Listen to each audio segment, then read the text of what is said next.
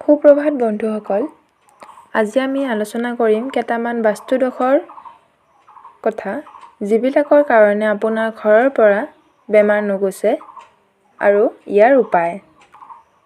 বন্ধুসকল, বাস্তু অনুসৰি আমাৰ ঘৰৰ উত্তৰ-পূব কোণত অৰ্থাৎ ঈশান কোণক আটাইতকৈ পবিত্ৰ কোণ বুলি কোৱা হয়।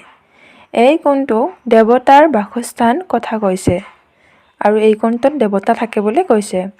এই কোণটোক সদায় পৰিষ্কাৰ কৰি ৰাখিব লাগে আৰু এই কোণটোক লেতেৰা পানী জমা হ'বলৈ দিব নালাগে আৰু লেতেৰা জাবৰ-জোথৰ পেলাব নালাগে।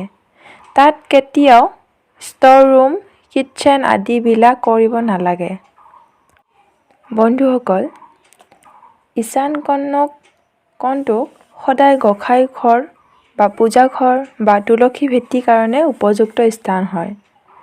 কিন্তু যদি সেই কোণটো বাস্তুদোষ থাকে, তেতিয়া কিন্তু বিভিন্ন ধৰণৰ বেমাৰ আহিব পাৰে। কাৰণ সেই কোণটোৱেদি পজিটিভ এনাৰ্জি আহে।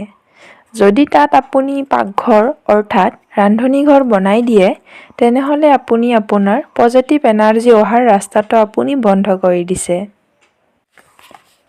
যাৰ ফলত পজিটিভ এনাৰ্জি নহাৰ বাবে নিগেটিভ এনাৰ্জি বৃদ্ধি পাইছে আৰু যাৰ ফলত আপোনাৰ নানান বেমাৰে আৱৰি ধৰিব।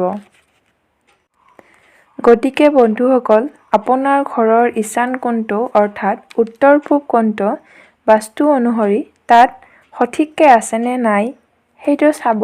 লগতে সেই কোণটিত পুখুৰী, দমকল, কুঁৱা আদি বহুৱাব পাৰে। তাত কোনো অসুবিধা নাই। দ্বিতীয়তে বন্ধুসকল, কথাটো হৈছে আপোনাৰ ঘৰত অহা মুখ্য পথটো কোনফালে আছে। যদি আপোনাৰ ঘৰলৈ অহা পথটো দক্ষিণ-পশ্চিম অৰ্থাৎ নৈಋত কোণত আছে বা অগ্নি কোণত আছে বা দক্ষিণ-পূব কোণত আছে, তেতিয়াহ'লে বন্ধুসকল আপোনাৰ ঘৰত বেমাৰে লগ নেৰে।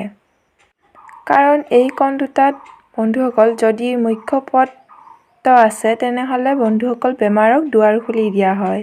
অৰ্থাৎ আপুনি যি ঘৰত আপুনি নৈಋত কোণত মুখ্য পথ আছে বা অগ্নি কোণত মুখ্য পথ আছে, তেনে ঘৰক কোনোবা নহয় কোনোবা এজন ব্যক্তিৰ সদায় ৰোগৰ দ্বাৰা আক্ৰান্ত হৈ থাকিব।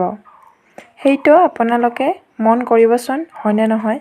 আৰু বন্ধুসকল, যদি আপুনি নৈಋত কোণত পুখুৰী, কুঁৱা, দমকল আদি বস্তুবিলাক বনাই দিয়ে, তেনেহ'লে কিন্তু বন্ধুসকল সৰ্বনাশেই হ'ব আৰু এজনৰ পিছত আন এজনৰ লোকৰ বেমাৰ হ'বলৈ আৰম্ভ কৰিব।